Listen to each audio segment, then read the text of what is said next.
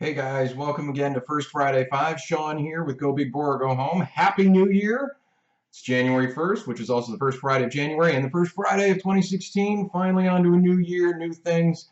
So, I want to do something fun, and I wanted to do something that I thought might be interesting, which is I wanted to do a list of the top 5 big bore pistols that I want to see. Now, some of these are a little bit out there, but I promise you all of these are actually within the realm of possibility. What we are going to be doing is talking about things that I actually think a manufacturer might build. So, let's move on. Let's get started. Here we go. Number 5 is going to be a Coonan semi-automatic 44 Magnum. If you're not familiar with Coonan, Coonan makes a 357 Magnum 1911 style pistol, and it's so cool. I have honestly contemplated getting one of these just for fun because it's like 7 or 8 rounds. It's shaped very similar to a standard 1911. It operates almost identically. It was built by Dan Coonan. They started building these, I think, in the late 80s, early 90s. For a while, he sold it. I heard the quality went down. But he's back. He's re-engineered. He's redesigned. And the new ones are up to spec, up to par, and they are cool. I'm going to post some links in the details below for Coonan's website and also for Hitchcock 45. He actually did a review. And I got to be honest, he looked like he was having way too much fun. So, I want to see one of these in 44 Magnum. And there's a couple reasons for that. First of all, the only semi-automatic 44 Magnum we've got out right now is the Desert Eagle. Now, there's nothing wrong with that. The Desert Eagle is a pretty badass pistol when it comes down to it. A little competition is good for everybody. And I would love to see another semi-automatic 44 Magnum. And seeing one in the iconic 1911 style would just be so cool. So really, Coonan, if you got a chance, if you ever see this, anybody who's associated with him, I'm putting this bug out there. 44 Magnum would be awesome. It would give a Desert Eagle a run for its money. It would also, I think, in my opinion, get some of the little complaints and maybe caveats about the Desert Eagle maybe perfected. And really give Magnum Research some competition, and I think it would make them work harder. It would give Coonan a new gun. It would give us enthusiasts a new gun to shoot, and how cool would that be? So, that was my number 5. Moving on to number 4 is going to be something that we were so close to getting this year. Finally, after many years of complaining, Ruger finally gave us that 5-shot Bisley we've wanted in big bore calibers. We got the 454 Casull. Cha-ching! We got the 480 Ruger. That had to happen.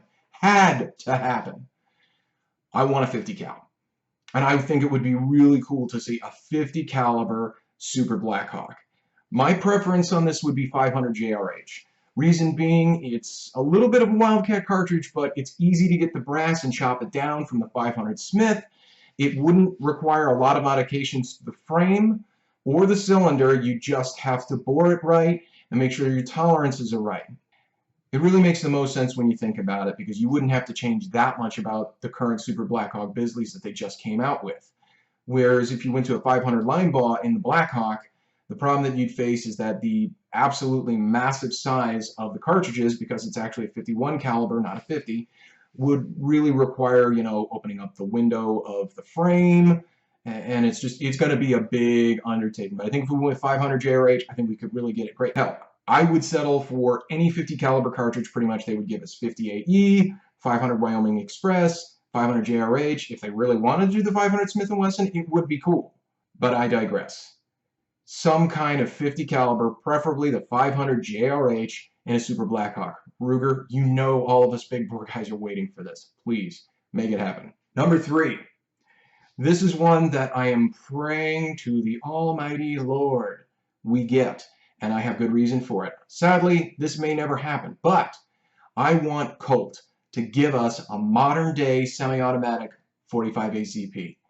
What I mean by that is it doesn't have to be striker fired, it doesn't have to be polymer, but that's kind of the way things are going. What I mean is the 1911, for all of its wondrous, wondrous detail and features, it's not news.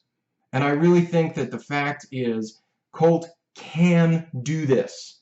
If anybody from Colt is listening, guys, you have the know-how, you have the experience, you have the gunsmiths who know how to do this.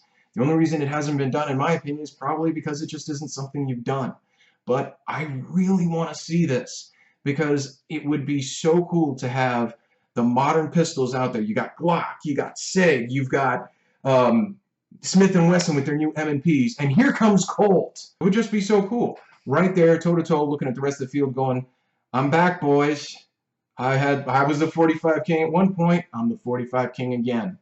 So I'd love to see it, Colt. Please make it happen because we know, number one, you can do it, and number two, you would do it well. Let's see it. Number two. Oh, God. Okay. Number two for me. Again, it just hasn't been done yet, but Smith & Wesson makes really great 1911s, and I want a 10 mil in Smith & Wesson's 1911s.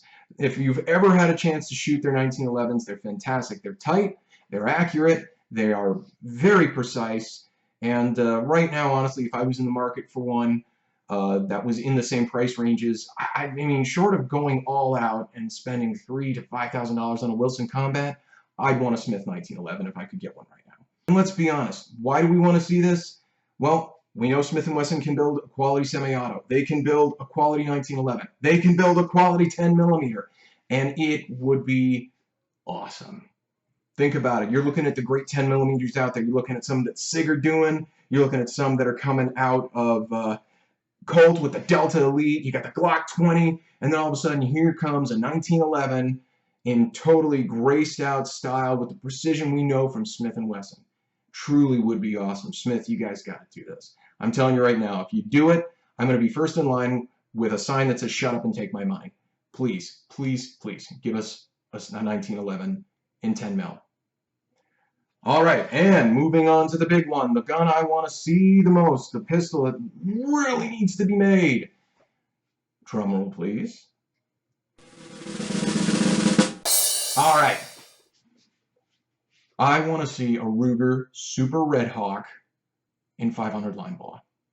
Now, given what I said earlier, you might say, well, but doesn't that mean more problems? Maybe, but this has been done for years by none other than Bowen Classic Arms. Hamilton Bowen has actually made 500 line ball Super Redhawks, and they're great.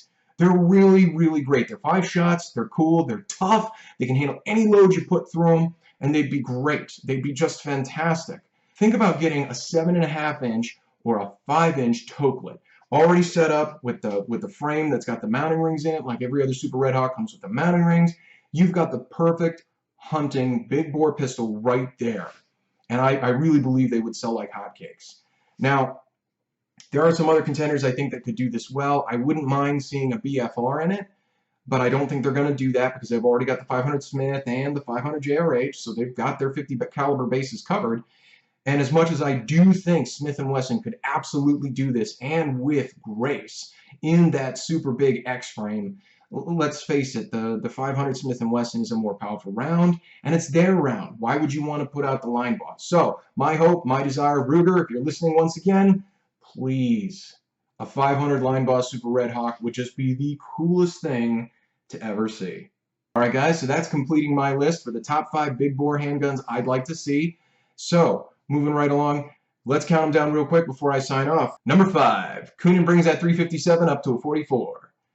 Number 4, Ruger Super Blackhawk in 500 JRH to give us that 50 caliber we all want, and you know we do. Number 3, Colt comes to the modern age and gives us a 45 ACP that is competitive and possibly even destroys the competition. We know you guys can do it. Come on, don't let us down. Number 2, Smith & Wesson finally gives us a 1911 chambered in 10 millimeter, and it will put the competition to shame like we know it will. Come on, guys, I'm counting on you on this one. It's the most realistic gun on my list. And number 1, the Super Redhawk in 500 line ball. A big, badass 50 cal to compete with the likes of that X-frame from Smith & Wesson. It's an awesome gun. Ruger would have an awesome gun. 50 cals for all of us big bore guys, and it would just be mind-blowingly awesome. So guys, tell me what you think about the list. Tell me which ones you like.